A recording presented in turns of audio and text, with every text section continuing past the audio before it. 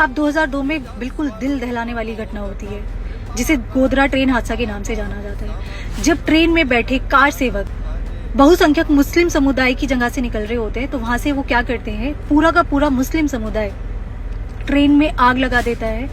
लगभग 59 कार सेवकों को जिंदा जलाया जाता है। अब इसी तरीके से दंगे बहुत ज्यादा आग पकड़ लेते हैं और बढ़ते चले जाते हैं।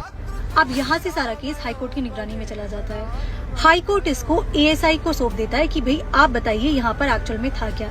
अब एएसआई की साइंटिफिक रिपोर्ट कुछ ऐसा कहती है कि भाई जो मस्जिद का नीचे वाला एरिया है वहाँ जो पिलर मिल रहे हैं वो गैर मुस्लिम होने की पुष्टि कर रहे हैं, तो इसी हिसाब से सरकार का निर्णय आ जाता है। हालांकि मुस्लिम इससे सपोर्ट में नहीं होते।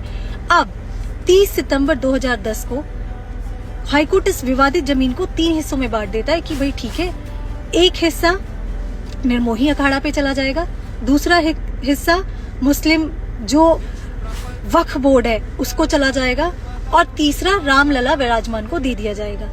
लेकिन इस डिसीजन से तीनों ही पार्टी सहमत नहीं होती है। अब 40 दिनों तक लगातार कार्यवाही चलती है और 9 नवंबर 2019 को असत्य पे सत्य की जीत होती है। सर्वसम्मति से कोर्ट ये फैसला सुनाती है कि ये जो सारा का सारा विवादित जो स्पेस है वो रामलला विराजमान को दे दिया जाए और ये फाइनल हो जाता है। अब इसी के साथ मस्जिद के नाम पर लगभग 5 एकड़ जमीन कुछ ही दूरी पर एक गांव पर उनको दे दी जाती है और ये जो 2.2 एकड़ का जो एरिया है, जो विवादित स्पेस है, मस्जिद को न देकर रामलला विराजमान को ही दे दिया जाता है। देश भर में दीपक जलाए जाते हैं, खुशियां मनाई जाती है, हर्षोल्लास किया जाता है।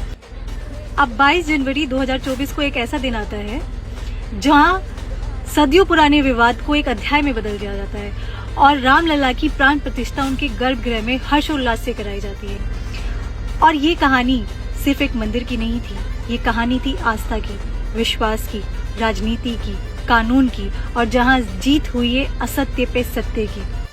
और ऐसे हमारे रामलला फिर से अयोध्या में आते हैं। सब लोग मिलकर बोलेंगे जय श्री राम।